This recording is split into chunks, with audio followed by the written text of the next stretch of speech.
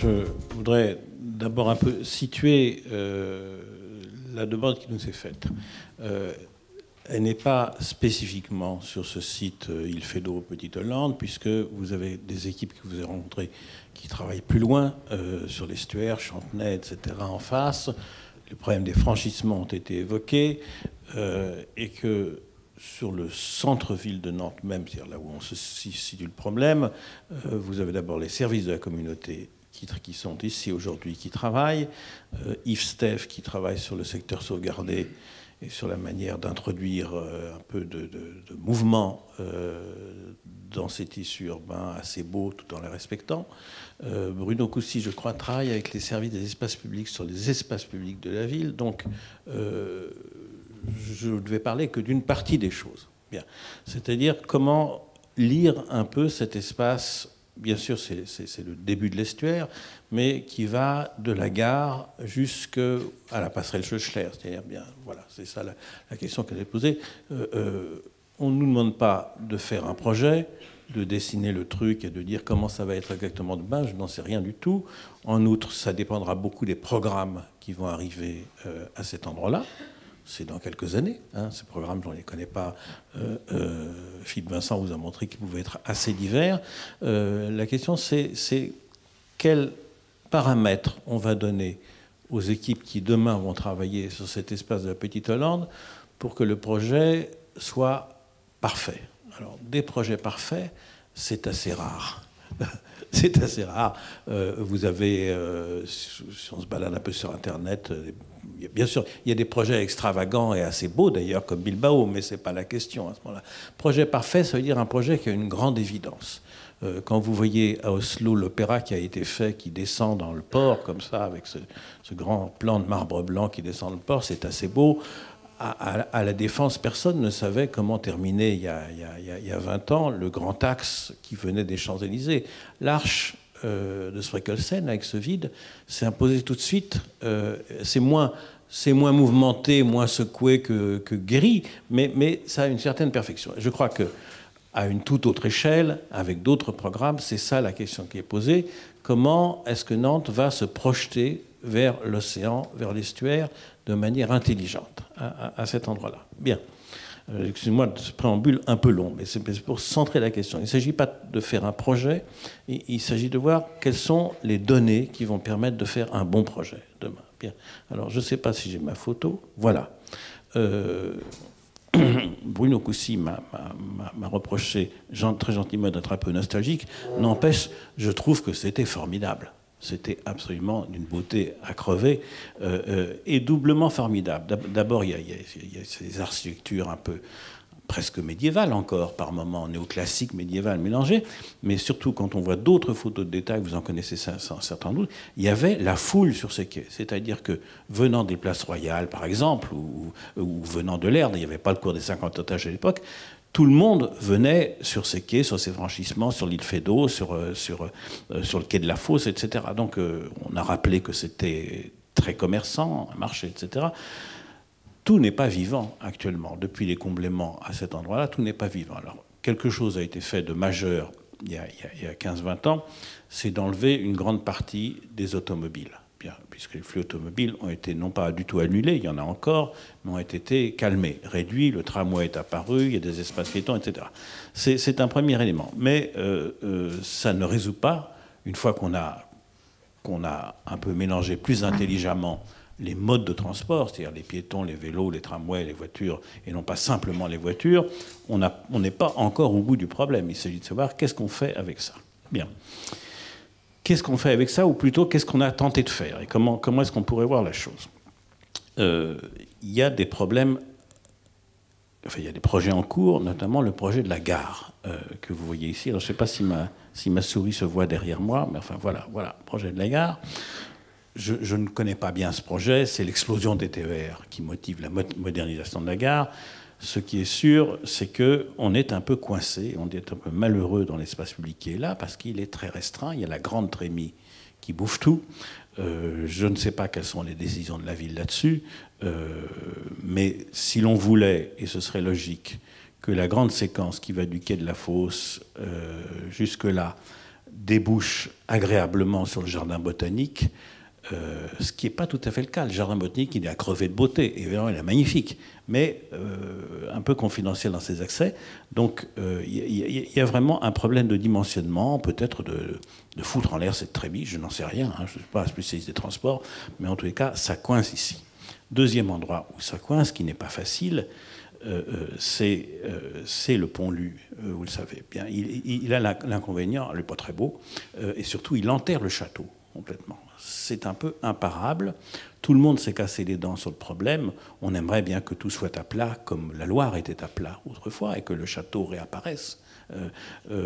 Mais il se trouve que le comblement de l'Erdre a fait apparaître un canal là-dessous, lequel canal empêche de passer en souterrain sous les voies ferrées. Enfin, c'est extrêmement compliqué. Peut-être qu'un jour, un génie va trouver la solution. Pour l'instant, ça n'est pas simple. Donc vous voyez qu'on a là en perspective du boulot, si je puis dire, le pont-lu et le château et les abords de la gare qui empêchent d'aller jusqu'au jardin botanique.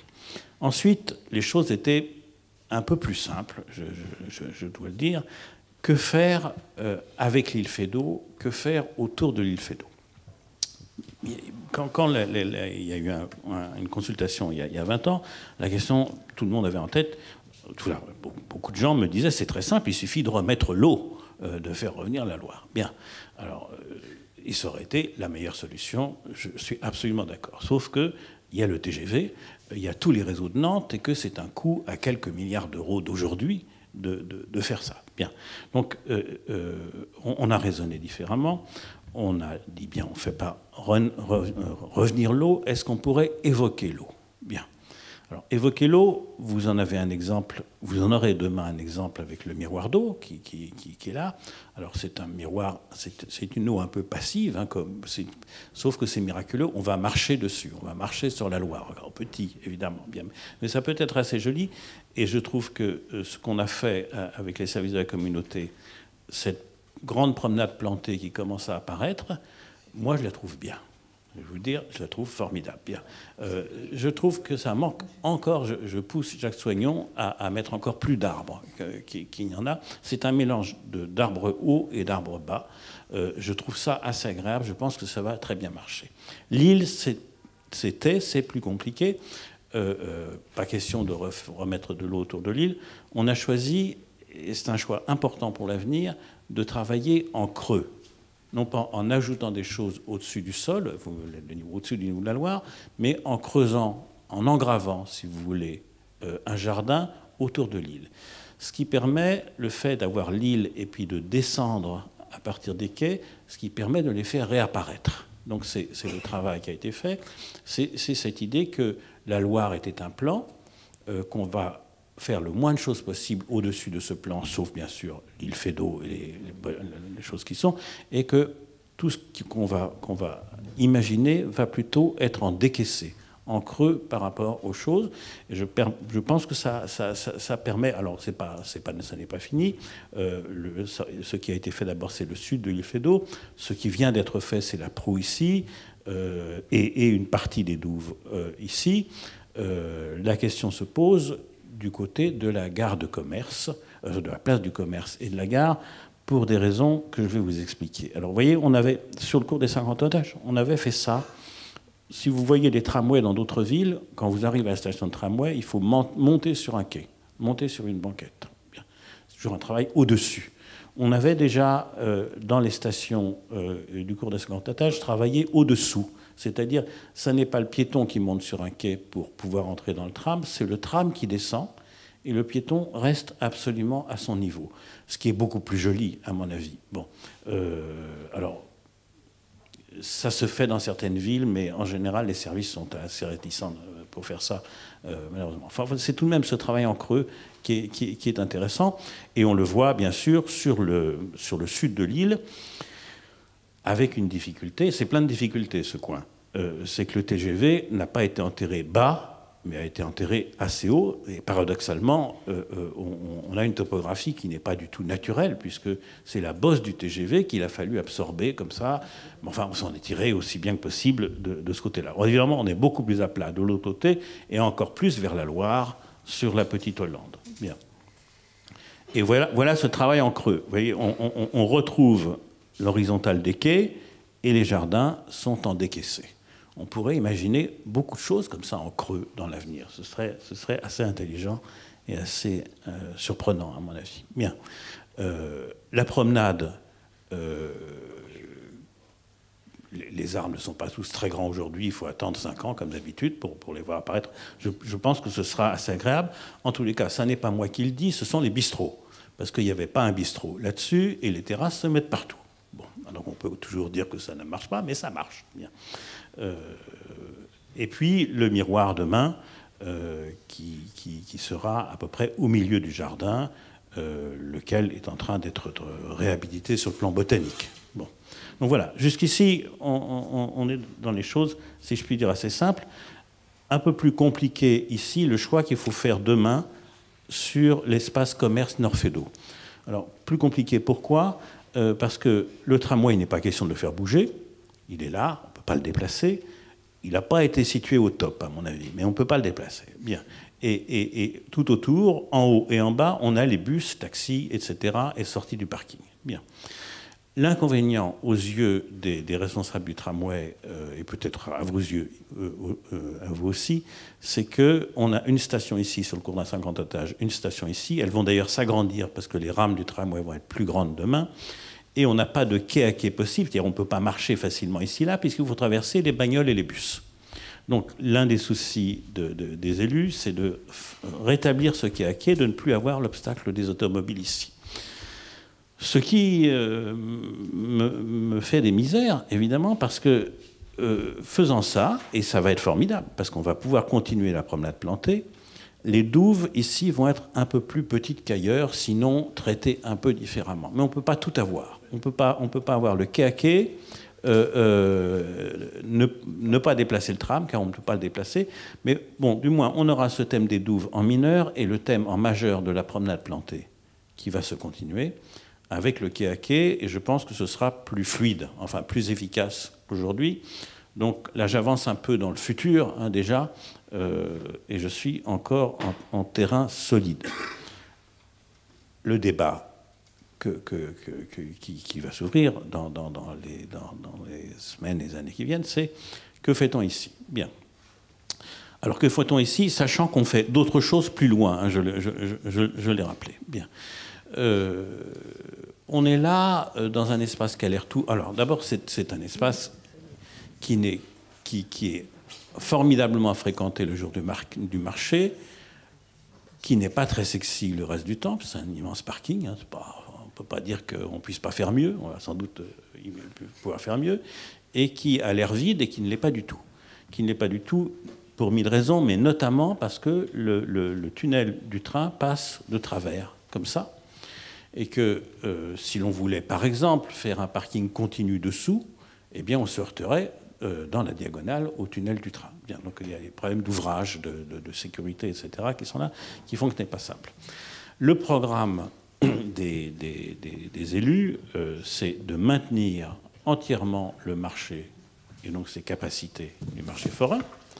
Vous avez l'air sceptique, mais c'est ce qu'on me dit. Hein, bien, donc il faut se retourner vers les élus s'ils disent autre chose. Pour l'instant, c'est ce qu'ils me disent. Maintien absolu du marché.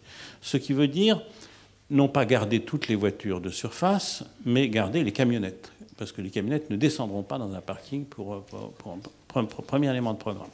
Deuxième élément de programme, un espace public majeur ouvert sur la Loire.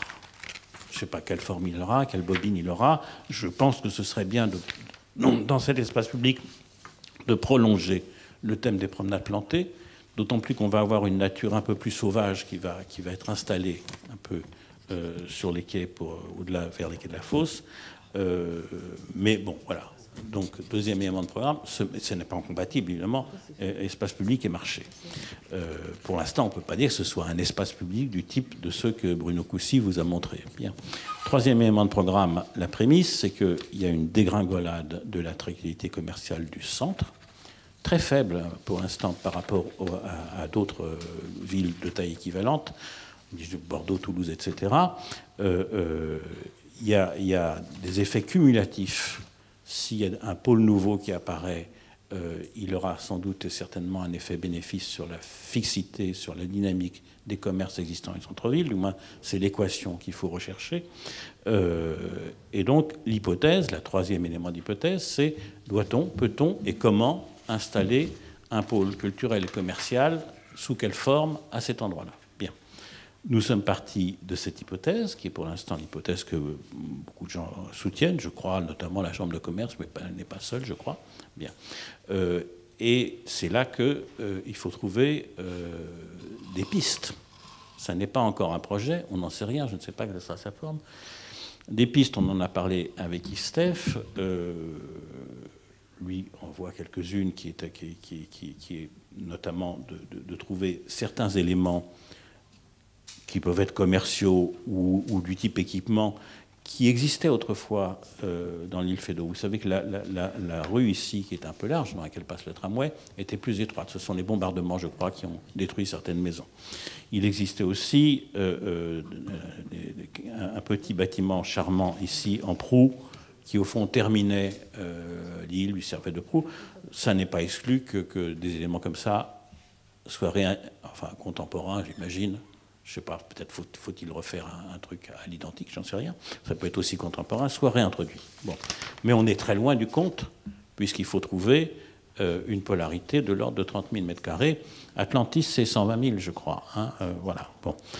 Donc, ça n'est pas Atlantis, mais ça ne peut pas, ça ne sert à rien, d'après tous les interlocuteurs qu'on a eus, de tenter quelque chose si ça n'a pas une masse critique minimum. Parce que ça ne marcherait plus, ça n'aurait pas de sens. Bien. Donc, quelles hypothèses la communauté et les élus vont-ils proposer aux équipes qui vont travailler là-dessus demain? Personnellement, j'en vois trois. L'une que vous connaissez bien, c'est de dire, eh bien, voilà, l'île est un grand rectangle, en quelque sorte, en simplifiant un peu. On fait un autre rectangle ici, on la prolonge. C'est une hypothèse que j'appelle une hypothèse à la Tex Avery. Vous voyez les automobiles de Tex Avery qui s'allongent comme ça. Donc c'est Tex Avery, on double l'île, ou enfin quelque chose comme ça. Bien. C'est une première hypothèse.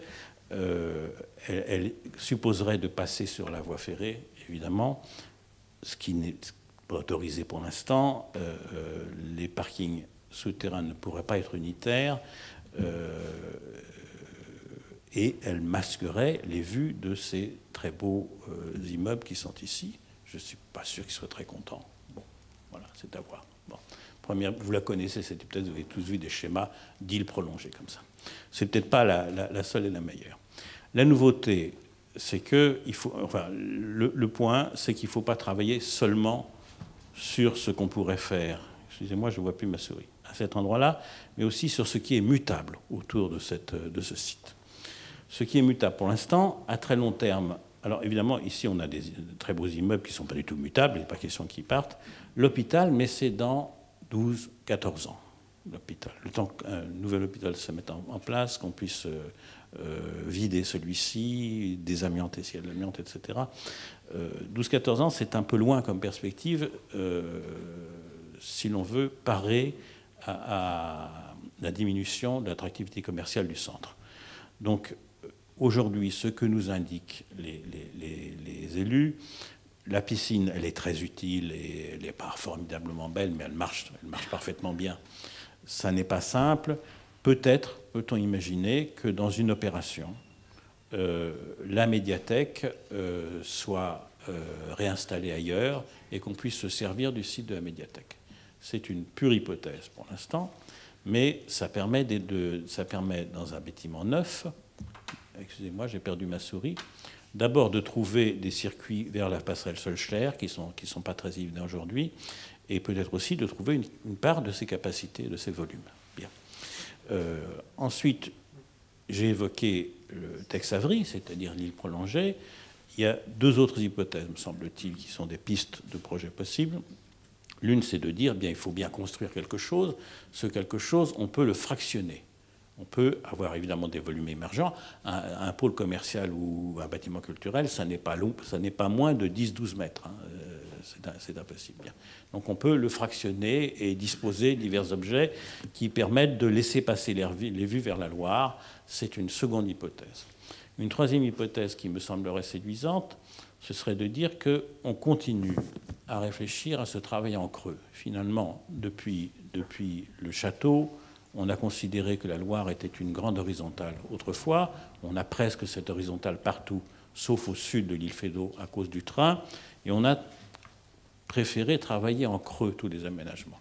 On pourrait imaginer aussi qu'une part de ces surfaces nouvelles, équipements, commerce, culture, soit travaillée en creux, c'est-à-dire dans un premier ou deuxième niveau de sous-sol, et que, évidemment, se poserait le problème de faire venir la lumière dans ce grand espace. Donc la question, ça serait de fabriquer aussi, de manière assez basse, assez géographique, en travaillant avec l'eau, une sorte d'arche de lumière au-dessus de cet espace commercial. Donc vous voyez qu'on a trois pistes, au fond. L'île prolongée, l'île dispersée, si je puis dire, plusieurs volumes disposés, non pas aléatoirement, mais de manière un peu séduisante à cet endroit-là, et au contraire peut-être l'idée de trouver ces espaces nouveaux essentiellement dans un premier ou deuxième, enfin dans un plein pied d'abord par rapport à la place, ensuite dans un premier niveau de sous-sol, mais d'amener de la lumière là-dessus. Un peu comme, si vous connaissez les très grandes voûtes plates de Foster à Londres, qui sont magnifiques, d'une très grande légèreté. Il faut évidemment pas qu'on se retrouve dans le noir, il faut qu'on soit en pleine lumière à cet endroit-là. Et que peut-être la nuit, ça fasse un signal comme ça qui serait assez merveilleux sur l'eau. Voilà. Donc voilà, en tous les cas, la logique, si vous voulez, du travail qui a été mené et qui pourrait continuer entre la gare et la Loire, sachant que je sais que ça ne s'arrête pas là, puisque des équipes précédentes vous ont parlé de ce qu'ils imaginaient plus loin. Voilà, donc ce sont des questions, ce sont des hypothèses sur lesquelles on continue de travailler. On va poser des questions, vous disputerez les réponses. Moi, j'ai une question en premier, peut-être à M. Fortier. Vous nous avez parlé dans les aménagements passés du rapport à l'eau, hein, l'île Feydeau, le miroir d'eau, et dans la place de la Petite Hollande, dans les projets ou dans les hypothèses que l'on peut avancer, dans les hypothèses, quel rapport à la Loire vous voyez dans cette place? Quel rapport à la Loire retrouver? Vous avez parlé de la lumière, vous avez parlé, mais le rapport à l'eau, à la Loire. Je pense que, si vous voulez, il y a deux registres de projets. Enfin, il n'y a pas seulement les bons et les mauvais projets, mais dans les bons projets, il y a des projets qui sont plutôt de l'ordre de l'objet.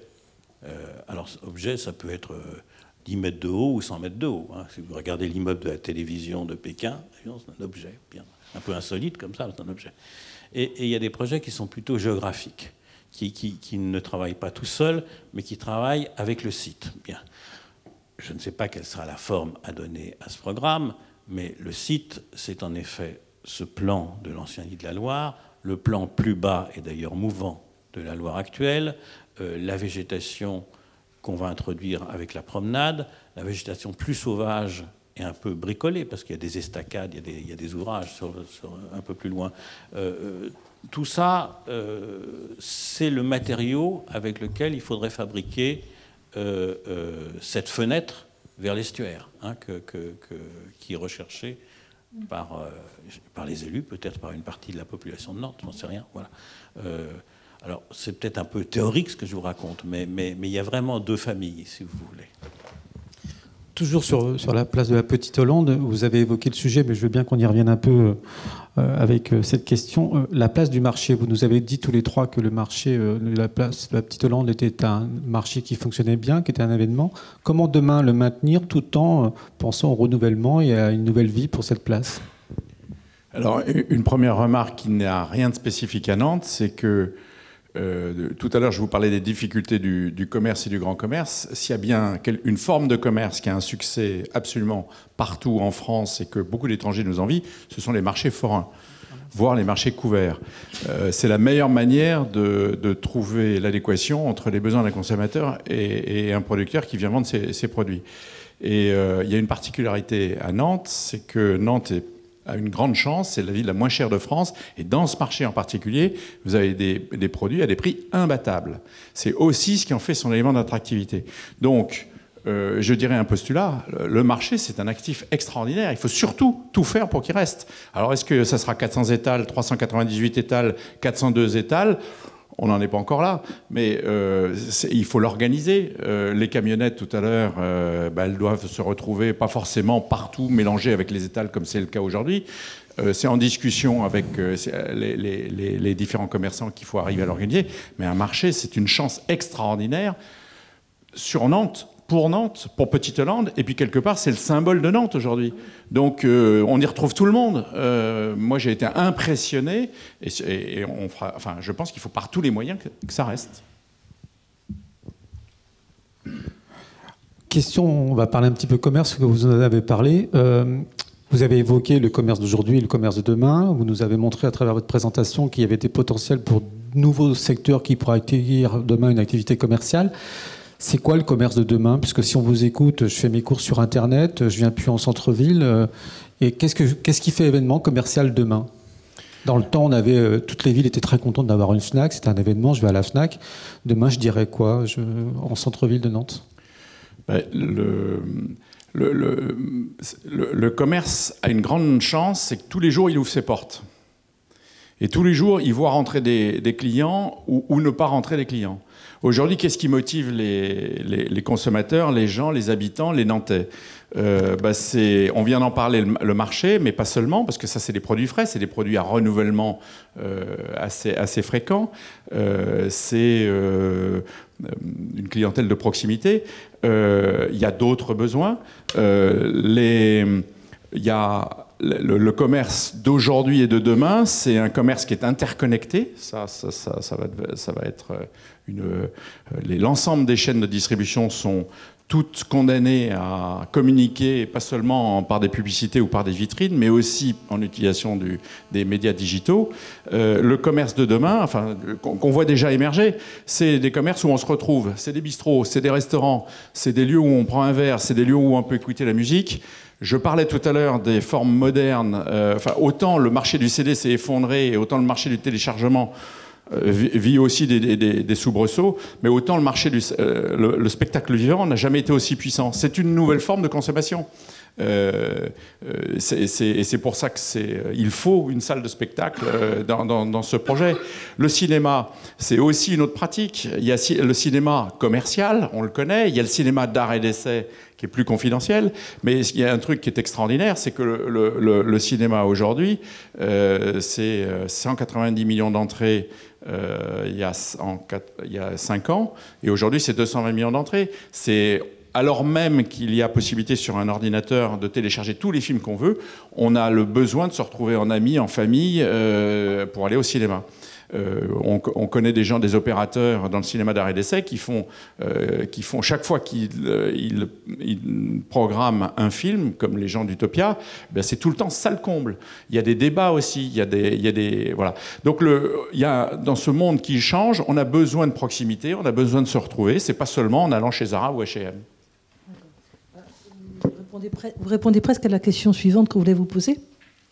Très récemment, on a vu des nouvelles offres commerciales dans le centre-ville de Nantes, Passage Pommeraye, l'île Neptune, Carré Fédot, etc. Bon, avec des succès tardé à retrouver preneur, etc.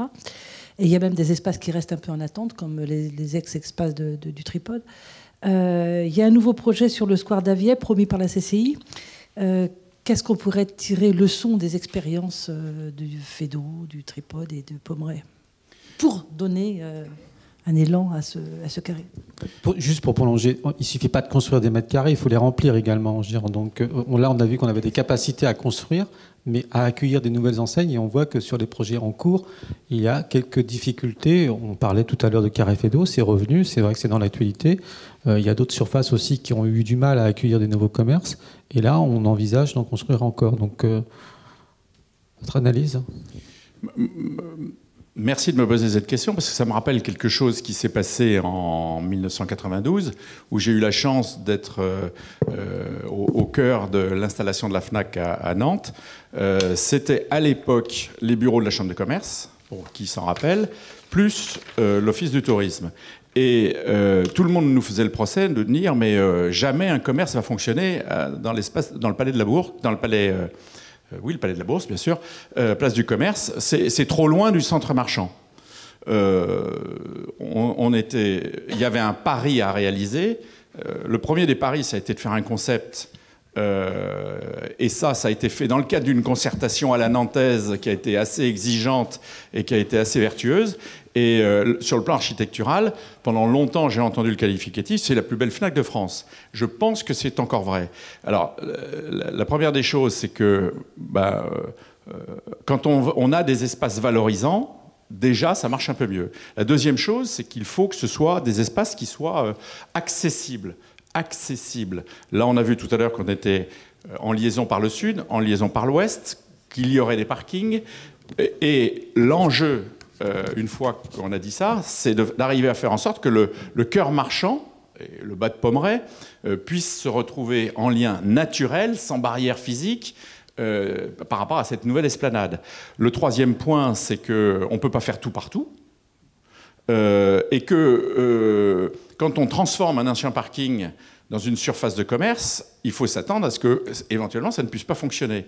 Et puis, comme c'est un pôle qui est totalement isolé, le Carré Fédot, il n'a même pas la masse critique qui ferait qu'on pourrait éventuellement s'y intéresser.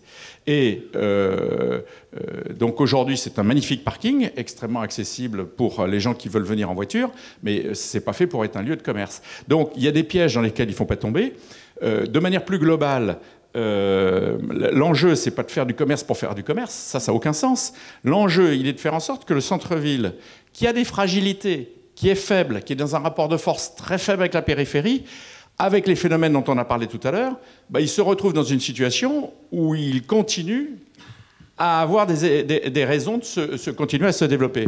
Je pense qu'il n'y a rien de pire que quand un lieu historique, un lieu dans lequel il y a les gènes d'une ville, dans lequel il y a depuis le XVIe siècle il se passe des choses, se vide. Et c'est un risque, on le voit dans d'autres villes.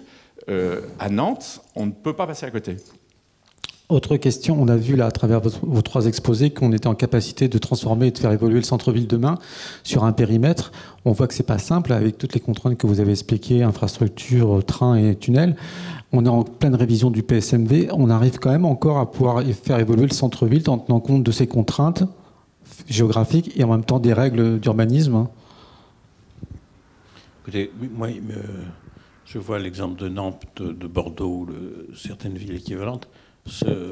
Évidemment, le faire vivre sur le plan architectural est important. Il faut introduire des architectures contemporaines, nouvelles, etc. Je reste tout de même persuadé que ce qui rend d'avant-garde ce genre de ville, c'est l'histoire. C'est le fait qu'elles aient su travailler avec leur patrimoine et, pour l'essentiel, le préserver. Donc je crois très fortement à l'attractivité de ces villes à l'avenir, jusqu'à ce que des morceaux de villes contemporaines nous convainquent qu'elles savent faire aussi bien, et on n'en a pas d'exemple. Voilà, c'est des villes qui ont un avenir formidable, de toute façon, à mon avis. Oui, juste un autre aspect, c'est je ne suis pas sûr que ce soit vraiment le bâtiment qui soit le facteur d'innovation à Nantes pour les prochaines années, entre autres sur la Petite Hollande. Je pense que c'est l'invention d'un espace public qui manque à la ville et qui va être vraiment quelque chose d'extrêmement nouveau. Et on sent bien que sur cet espace-là, ça ne sera pas une place classique, ça ne sera pas un cours, ça sera quelque chose qui va être une invention. Et en fait, c'est le paysage qui va être créé qui sera vraiment quelque chose de très intéressant, qui a déjà été commencé autour de l'île Fédot et qui peut être poursuivi sur ce balcon sur la Loire. Autre question, Monsieur Fortier, vous avez travaillé sur le centre-ville, vous nous avez montré vos réalisations. Vous avez travaillé sur la Loire-Comblée. Quel retour d'usage et d'expérience vous faites par rapport aux aménagements que vous avez faits? On a posé la question à Gérard Penaud sur Malakoff en disant OK, vous avez aménagé les quais de Loire sur Malakoff. Aujourd'hui, c'est quoi le retour d'usage de la part des habitants? Vous, sur vos travaux, quelle analyse vous faites avec un peu de recul? J'en ai dit du bien tout à l'heure. Alors permettez-moi d'en dire du mal sous deux angles. Nous avons, sur le cours des 50 étages, c'était un des premiers grands espaces publics en dehors de Paris que les villes faisaient en France. Bien. On avait, avec les élus, nous avait beaucoup soutenus, ils nous donnaient carte blanche jusqu'à dessiner le mobilier.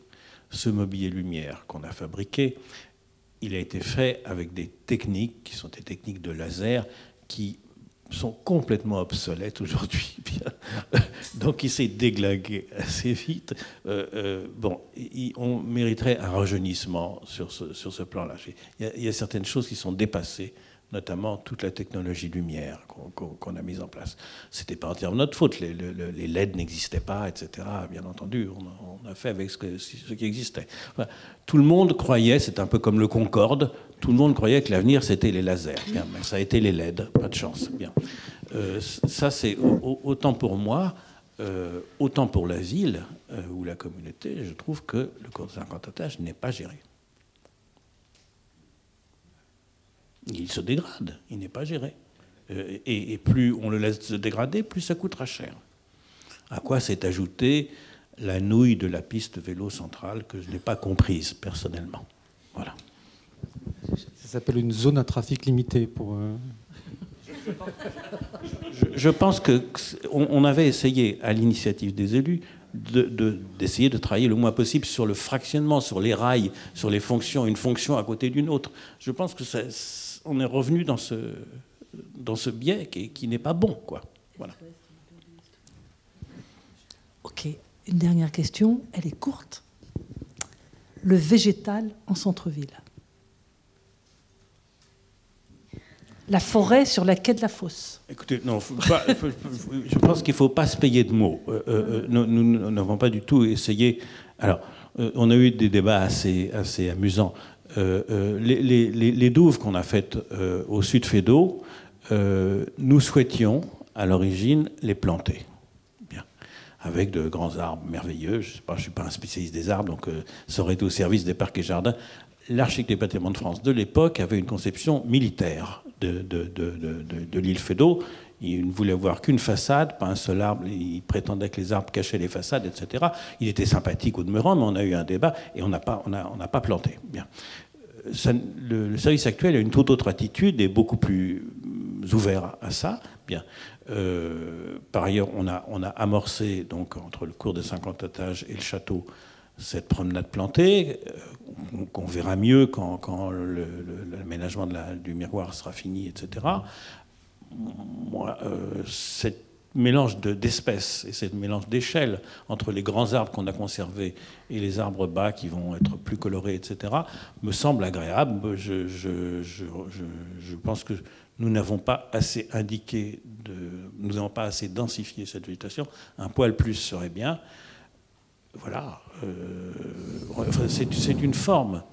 C'est une forme possible. Alors, il y a d'autres formes possibles. Il y a des quinconces, il y a des alignements, il y a bien d'autres formes possibles d'utilisation de végétal. Là, c'est plus libre ce qu'on attendait.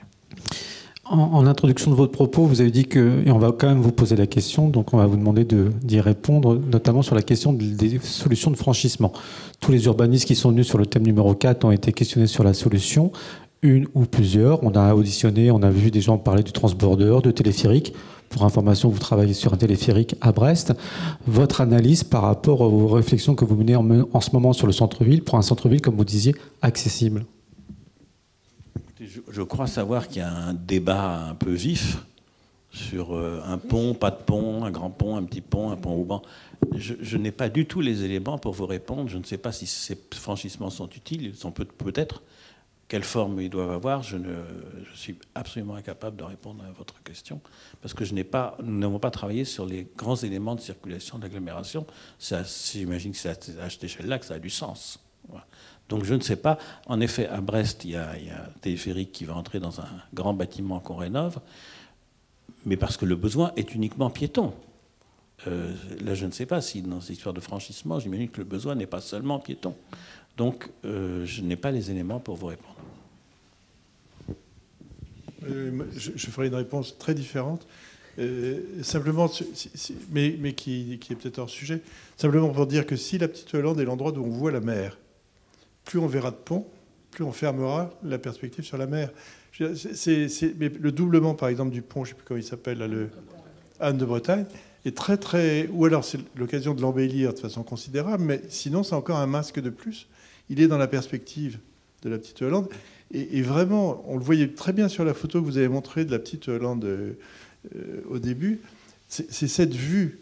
Je pense que le Nantais, quand on regarde toutes les gravures anciennes, etc., il y en a beaucoup qui sont toujours pareilles. Il a le dos à la ville ou à l'immeuble du quai, et il regarde vers l'ouest, toujours. Et donc cette posture sur la Petite Hollande est une posture essentielle. Voilà. Donc s'il y a un pont qui bouge, c'est pas terrible.